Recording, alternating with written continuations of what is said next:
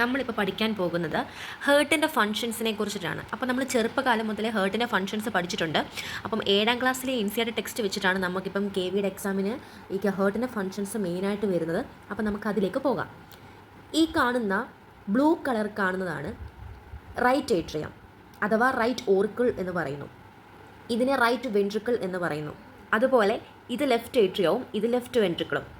നമുക്കിപ്പം ഈ നീല കളർ ബ്ലഡ് എന്ന് പറഞ്ഞു കഴിഞ്ഞാൽ ഇത് ഡിയോക്സിനേറ്റഡ് ബ്ലഡാണ്. കാരണം ഇതിൽ ഓക്സിജൻ്റെ അളവ് ഇല്ലാത്ത ബ്ലഡാണ്.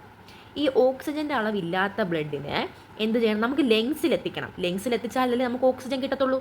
അപ്പം ഇത്രയും ഓർത്താൽ മതി. റൈറ്റ് വെൻട്രിക്കിളിൽ നിന്ന് റൈറ്റ് ഏട്രിയം വഴി എവിടെ എത്തുന്നു? ഇത് ലെങ്സിൽ ചെല്ലുന്നു. ലെങ്സിൽ ചെന്ന് കഴിയുമ്പോഴത്തേക്ക് ഇത് ഓക്സിജനേറ്റഡ് ബ്ലഡ് ആവും. അതായത് ലെങ്സിൽ നിന്ന് നമുക്ക് ഓക്സിജൻ കിട്ടുമല്ലോ, നമ്മൾ റെസ്പിറേഷൻ വഴി. അപ്പം ആ ഓക്സിജനെ നമ്മൾ എന്ത് ചെയ്യുന്നു? തിരിച്ച് ലെഫ്റ്റ് ഏട്രിയത്തിലെത്തുന്നു. ലെഫ്റ്റ് ഏട്രിയത്തിൽ കണ്ട ഓക്സിജൻ്റെ ബ്ലഡിൻ്റെ കളർ റെഡാണ്. ലെഫ്റ്റ് ഏട്രിയത്തിൽ എത്തുന്നു. ലെഫ്റ്റ് ഏട്രിയത്തിൽ നിന്ന് അത് എവിടെ എത്തുന്നു? ലെഫ്റ്റ് വെൻട്രിക്കിളിൽ എത്തുന്നു. അങ്ങനെയാണ് ഈ ബ്ലഡിൻ്റെ സർക്കുലേഷൻ നടക്കുന്നത്. വീണ്ടും എന്താണ് ഈ ബ്ലഡിന്? അപ്പോൾ ഓക്സിജൻ ഉണ്ടല്ലോ. ഈ ഓക്സിജനുള്ള ബ്ലഡ് ആർട്ടറീസ് വഴി ശരീരത്തിലുള്ള മറ്റു ഭാഗങ്ങളിലെല്ലാം എത്തിക്കുന്നു. ബോഡിയുടെ മറ്റു പാർട്സിലെല്ലാം ആർട്ടറീസ് വഴി എത്തിക്കുന്നു.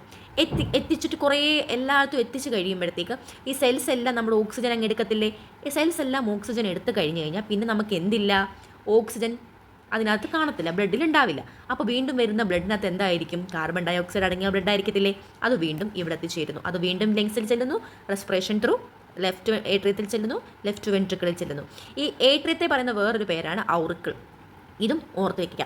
ഇതാണ് പ്രധാനമായിട്ട് ഹേർട്ടിൻ്റെ ഫങ്ഷൻസിൽ വരുന്നത്. പിന്നെ right atrium, right ventricle, left atrium, left ventricle. അതുപോലെ ഒരുപാട് ആർട്ടറീസ് ഉണ്ട്. അതുപോലെ എന്താണ് ആർട്ടറി എന്നും എന്താണ് വെയിൻ എന്നും ഒരു കാര്യം ശ്രദ്ധിച്ചോ. ഇവിടെ പൾമണറി ആർട്ടറി ഉണ്ട്, ഇവിടെ പൾമണറി വെയിൻ ഉണ്ട്. ഈ ആർട്ടറി എന്ന് പറഞ്ഞു കഴിഞ്ഞാൽ നമ്മളുടെ ആർട്ടറീസും വെയിൻസൂടെ ജോയിൻ ചെയ്യുന്ന നെറ്റ്വർക്ക് പോലുള്ള നെറ്റ്വർക്കിനെയാണ് കാപ്പിലറീസ് എന്ന് വിളിക്കുന്നത്. ഇനി നമുക്ക് ആർട്ടറീസ് എന്താണെന്ന് പറയാം. ഓക്സിജൻ അടങ്ങിയ ബ്ലഡിനെ വഹിക്കുന്നതിനെയാണ് ആർട്ടറീസ് എന്ന് പറയുന്നത്. ഓക്സിജൻ ഉള്ള ബ്ലഡിനെ വഹിക്കുന്നതിനെയാണ് ആർട്ടറീസ് എന്ന് പറയുന്നത്. അതുപോലെ കാർബൺ ഡൈ ഓക്സൈഡ് അടങ്ങിയ ഓക്സിജൻ ഇല്ലാത്ത, നമ്മൾ ഡീഓക്സിജനേറ്റഡ് എന്ന് പറഞ്ഞു, കാർബൺ ഡൈ ഓക്സൈഡ് അടങ്ങിയ ഇതിനെ വഹിക്കാനാണ് നമ്മൾ എന്തെടുക്കുന്നത്? വെയിൻസ് യൂസ് ചെയ്യുന്നത്. ഇതിനെ വഹിക്കാൻ വെയിൻസ്. അതുപോലെ ബ്ലഡിൽ ഓക്സിജൻ അടങ്ങിയ ഇതിനെ നമ്മൾ പറഞ്ഞു ഈ ബ്ലഡ് ആർട്ടറീസ് വഴിയാണ് ശരീരത്തിൻ്റെ ഭാഗങ്ങളിലെത്തുന്നത്. അപ്പോൾ പ്രധാനമായിട്ടും എന്താണ് ആർട്ടറീസ്, എന്താണ് വെയിൻസ് എന്ന് പഠിച്ചു വെക്കുക. ആർട്ടറീസ് എന്ന് വെച്ച് കഴിഞ്ഞാൽ ഓക്സിജൻ അടങ്ങിയ ബ്ലഡിനെ വഹിക്കുന്നതിനെയാണ് ആർട്ടറീസ് എന്ന് പറയുന്നത്.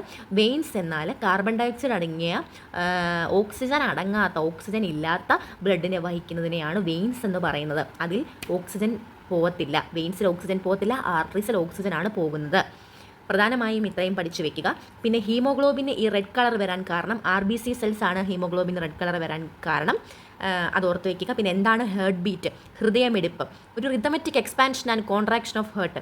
അതായത് ഒരു താളത്തിലുള്ള എക്സ്പാൻഷനെയും കോൺട്രാക്ഷനെയും, ഹൃദയത്തിൻ്റെ വലിയുകയും ചുരുങ്ങുകയും ചെയ്യുന്നതിനാണ് എന്ത് പറയുന്നത്? ഹേർട്ട് ബീറ്റ് എന്ന് പറയുന്നത്. അപ്പോൾ അതൊക്കെ നമുക്ക് അറിയാവുന്നതാണ്. ഇതൊക്കെയാണ് പ്രധാനമായിട്ടും അതിൽ നിന്നുള്ള ചോദ്യങ്ങൾ.